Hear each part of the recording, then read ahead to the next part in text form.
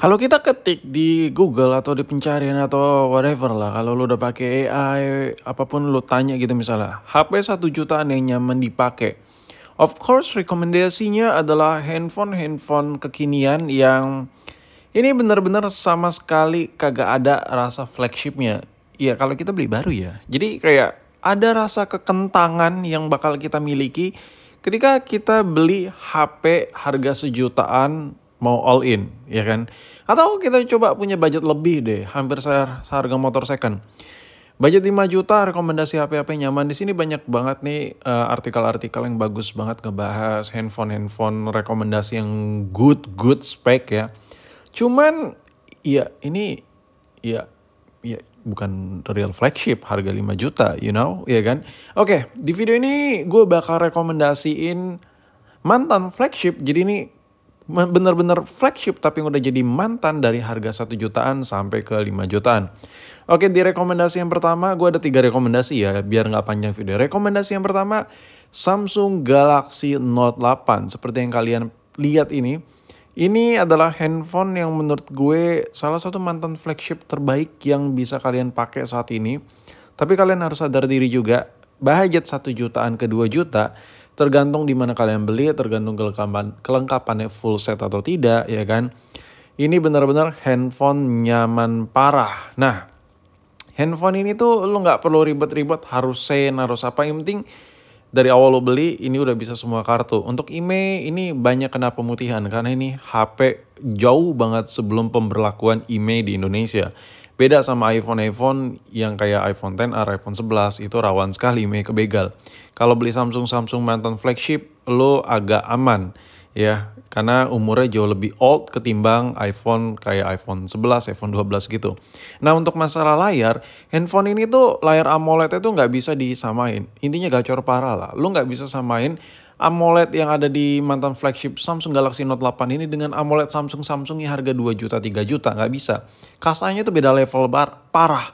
Ini enak banget anjir. Layarnya nyaman parah. Kalau lu pengen multimedia yang nyaman, berasa handphone mewah, lu berasa kayak anjir gue punya HP mahal. Intinya kayak gitu lah, padahal nih harganya cuma 1 juta 2 juta. Lu wajib banget punya Samsung Galaxy Note, mulai dari kameranya oke, buat TikTok nyaman banget, enak banget. Baterainya memang gak 5000 mAh tapi awet banget. Ini udah gue tes pakai ya, jadi bacotan ini berdasarkan realita yang gue alamin. Oke, rekomendasi berikutnya, kalau tadi budget 1 jutaan ke 2 jutaan, sekarang budget 3 juta ke 4 juta. Agak kurang serak sih sebenarnya gue ngerekomendasi ini. Tapi ini adalah salah satu yang menurut gue terbaik. Ini adalah iPhone SE 2020 atau iPhone SE Gen kedua.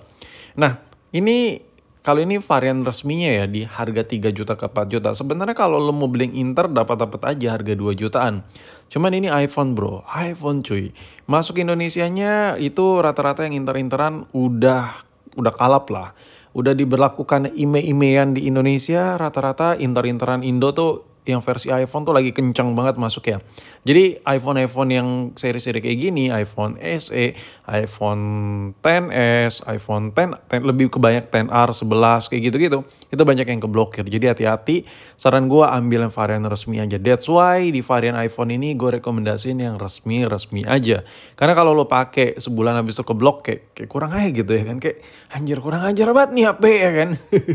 Nah, handphone ini apa sih enaknya? Yang pertama layarnya jos parah. Memang kecil cuman ini flagship boy. Ini mantan flagship. Dan kameranya there's another level if you recording with this the phone ya. Handphone ini kalau lu ajak adu duel kamera buat foto memang kalah telak. Cuman kalau lu pakai buat video recording ya iPhone yang ada poninya pun kebantai sama iPhone yang masih pakai home button nih. Lu bisa lihat tuh, iPhone yang masih pakai home button hasil perekaman videonya sharp parah ya kan, natural parah warnanya dan tajam banget hasil videonya. Dan gue bisa kasih bayang-bayang ke kalian semua, dengan budget 3 jutaan lo beli iPhone SE ini, mantan flagship ini di range harga 3 juta 4 juta yang resmi, itu kameranya bisa ngalahin Android harga 6 juta 7 juta ya kan. Itu gak ada apa-apanya cuy, asli. Video recordingnya masih lumayan gila HP tua yang satu ini. Dan masalah layar, lu tuh harus adaptasi seadaptasi mungkin. Kenapa? Karena jarang banget gue lihat kayak keluaran HP mid-range entry level itu yang ukuran layarnya dimensinya sekecil ini, sekotak ini. Mungkin lo harus sedikit adaptasi kali ya. Tapi kalau handphone ini semisal dijadiin HP kedua, ini overkill parah sih. Kayak kelewat gila, kelewat dewa sih ini HP menurut gue. Jadi menurut gue di rekomendasi gue yang kedua, kalau lu budgetnya kayak 3 juta ke 4 juta, lu pengen ngerasain handphone yang bener-bener HP, pilihlah yang mantan flagship. Dan salah satu rekomendasi yang gue rekomendasiin ke kalian adalah iPhone SE Gen kedua. Kalau masalah kamera ini udah jos parah. Performa juga oke lah iPhone SE. Nah, rekomendasi yang terakhir yang ketiga, kalau lu punya budget 4 juta ke 5 juta. Budget 4 juta ke 5 juta, saran gue ambil ROG Phone 5S. Ini 1, 2, 3 rekomendasi ini berdasarkan base experience gue, berdasarkan gue bekas-bekas review handphone, habis itu gue jadiin dalam satu video, ini tradisi gue lah. Kalau udah beberapa handphone, habis itu gue jadiin satu klip buat rekomendasi harga atau rekomendasi yang terworth it versi gue. Nah, kenapa iPhone lagi? Kenapa ROG Phone 5S ini? Karena ya gue nge-review HP ini. Yang gue rasain sama handphone ini lumayan gacor parah untuk masalah performa game ya. Karena jadi gini loh, lu budget 5 juta sebenarnya lu bisa dapat yang lebih dari si ROG Phone 5S ini. Cuman karakter handphone ini memang didesain buat game dan memang isu masalah chipsetnya lebih panas atau apapun itu udah ada aksesorisnya. Lu kalau ngegame harus sadar diri, gunain aksesoris yang benar-benar diproperin buat si ROG Phone ini. Ada kipas khususnya ya kan. Terus air triggernya juga enak banget buat ngekill, nge-shoot, itu enak banget. Gue nyoba pakai HP ini. Gue memang orangnya nggak segabut itu buat ngegame, tapi ketika gue megang handphone ini gue jadi kayak josin aja main game di jam-jam. Nah, ini yang lagi lu lihat ini klip gua ngegame PUBG pakai si ROG Phone 5S ini. Yang gua rasain handphone ini kalau buat ngegame wajib banget pakai kipas, saran gue biar performanya jos. Terus saran gua kalau ngegame pakai HP ini harus dicas full dulu karena fast chargingnya lumayan gila. Jadi kalau ngecas sambil ngegame angkat-angkat gitu kayak kurang nyaman aja di bagian bezelnya, itu aja sih. Selebihnya handphone ini baterainya gila. 6000 mAh dan baterainya 2 piece ya. Baterainya ada 2 nih HP ya, 3000 digabung gitu. Jadi kalau buat performa game, ROG Phone 5S ini adalah mantan flagship terbaik di budget 4 juta ke 5 juta. Tergantung lo belinya full set dan tergantung di mana kalian beli lah intinya. Nah, itu ngomongin soal performa game ya. Itu yang bisa gue share tipis-tipis karena udah gue bahas di video-video sebelumnya. Kalau buat kamera ini kesimpulan aja ya. Handphone ini memang untuk foto ataupun perekaman video hasilnya sebenarnya nggak yang wah gitu. No. Cuman handphone ini bisa ngerekam di 8K. Ini gila banget sih asli. Ini bakal kepake sih buat gue yang hobi nge-crop video buat thumbnail.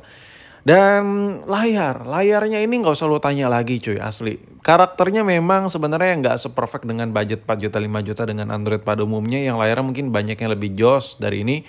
Cuman ini ada satu sisi yang nggak bisa lu lewatkan ya. Refresh rate-nya lumayan tinggi. Terus handphone ini tuh needs-nya juga lumayan. Jadi menurut gua kalau dipakai buat daily pun handphone ini memanjakan sekali layarnya asli.